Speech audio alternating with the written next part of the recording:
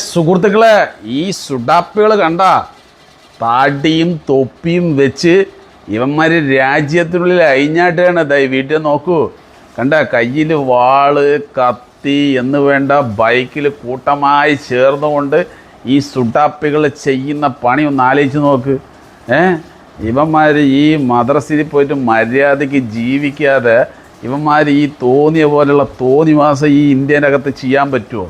ഒന്നാലോചിച്ച് നോക്ക്. നമ്മുടെ ഭാരതത്തിൻ്റെ അവസ്ഥ എന്തായി ഇങ്ങനെയൊക്കെ ചെയ്തു കഴിഞ്ഞ് പറഞ്ഞാൽ ഈ സുഡാപ്പികളെ എന്തുകൊണ്ടാണ് വിടുന്നത്? എന്തായാലും നമുക്ക് ജെമിനിയോട് ചോദിക്കാം.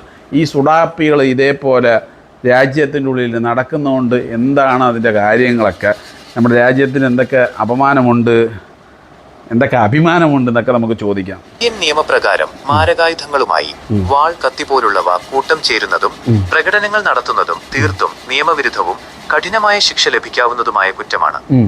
ഇതുമായി ബന്ധപ്പെട്ട നിയമവശങ്ങളും സാമൂഹിക വശങ്ങളും താഴെ പറയുന്നവയാണ്. 1. നിയമപ്രകാരം ഇത് കുറ്റകരമാണോ? അതെ, ഇത് വലിയൊരു കുറ്റമാണ്. ഇന്ത്യൻ ശിക്ഷാ നിയമം ഇപ്പോൾ ഭാരതീയ ന്യായ സംഹിത -BNS അനുസരിച്ചും ആംസ് ആക്ട് പ്രകാരവും ഇതിനെതിരെ ശക്തമായ നടപടിയെടുക്കാം. മാരകായുധങ്ങളുമായി കൂട്ടം ചേരൽ, മാരകായുധങ്ങളുമായി നിയമവിരുദ്ധമായി കൂട്ടം ചേരുന്നത് അൺലോഫുൾ അസംബ്ലി വലിയ കുറ്റമാണ്. സമാധാനാന്തരീക്ഷം തകർക്കാൻ ശ്രമിച്ചതിന് ഇങ്ങനെയുള്ളവർക്കെതിരെ കേസെടുക്കാം.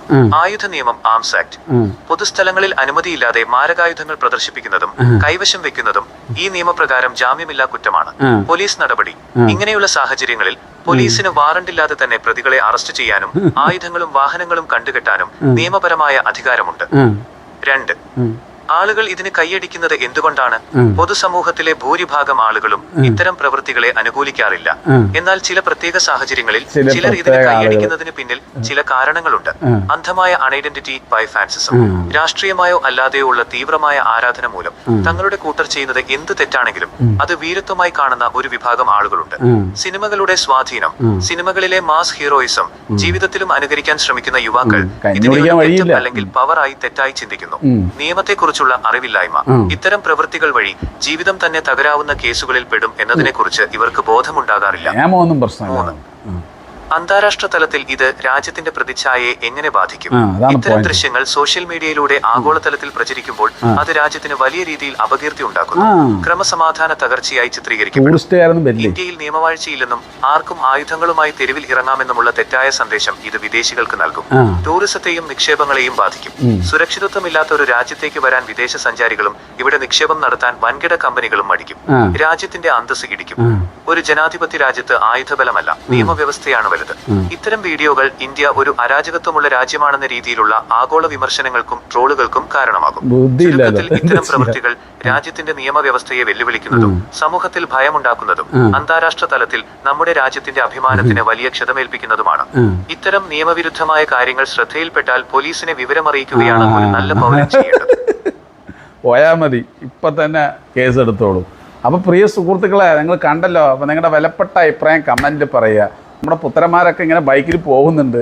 എന്തിനാണ് അവർ പോകുന്നത്, എന്താണ് ഇവർ ലക്ഷ്യം വെക്കുന്നത് അറിയില്ല. ചിലവർ പറയും ഇതൊരു സംസ്കാരത്തിൻ്റെ ഭാഗമാണെന്ന്. ആയിക്കോട്ടെ, മറ്റുള്ളവർ എന്തെങ്കിലും മുറുക്കാൻ വാങ്ങുന്നതോ മുറിക്കാൻ വേണ്ടിയിട്ട് വല്ല നേക്കട്ടം കയ്യിൽ വെച്ച് കഴിഞ്ഞാൽ അന്വേഷണം വരും, വലിയ വലിയ ഏജൻസികളുടെ അന്വേഷണം.